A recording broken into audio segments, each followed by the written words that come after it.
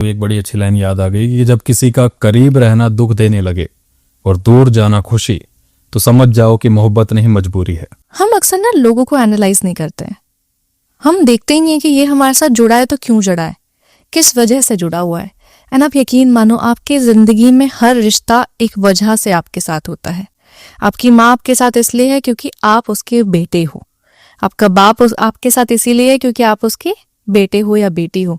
आपके भाई बहन इसीलिए हैं क्योंकि आप उनके भाई बहन हो। आपके दोस्त इसीलिए हैं क्योंकि आपको वो मिले हैं, आप उनके साथ जिए हो, हर वजह से हैं। जिस दिन आप ये सोचने लग जाओगे ना, तो आपको खुद पता लग जाएगा, यार ये मेरे साथ इसलिए जुड़ा हो क्योंकि मेरा या तो ओहदा बड़ा है, या मेरे पास पैसे बड़े हैं, या फिर मैं इसका इमोशनल सपोर्ट बहुत अच्छा हूँ। जिस दिन पता लग जाए ये रीजंस हैं, तो अपने माइंड में वो रखो, बिकॉज वो टेम्पररी रिलेशनशिप्स होते हैं।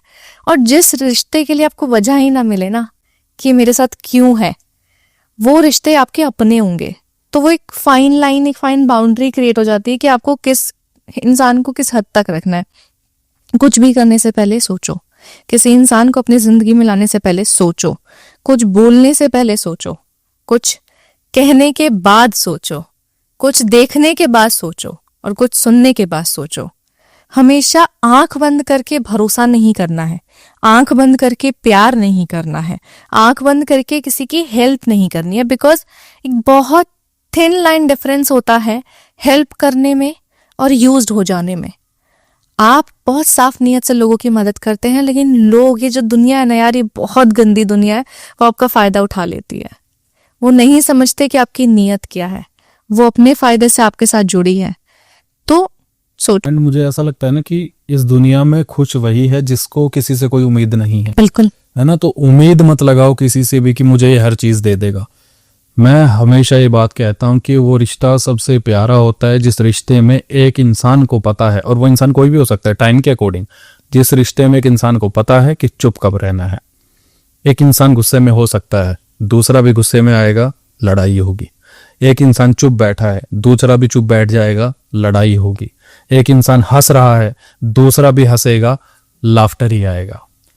चीज को समझो कि एक सेम इमोशन से क्या क्या चीजें क्रिएट हो सकती है। हमेशा उम्मीद कभी किसी से मत लगाओ कि मैंने उसके लिए कर दिया तो वो भी मेरे लिए करे। कई बार लोग ना रिश्तों में उम्मीदों के सहारे जीते हैं, बल्कि ढूंढना तो सुकून चाहिए था। अक्सर देखा है कि उम्मीदें पूरी करते करते रिश्ता खत्म हो जाता है।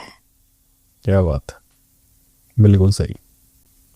उम्मीद को दुनिया कायम है और उम्मीद ही लगा के चल रहे हैं लोग। लोगों की उम्मीदें पूरी हो नहीं रही है, उम्मीद से ही हताश हो जाते हैं, उम्मीद से ही खुश हो जाती है।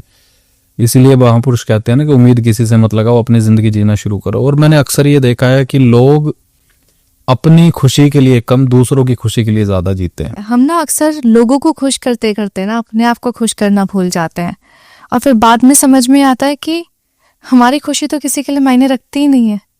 हमारे लिए सबकी खुशी मायने रखती है।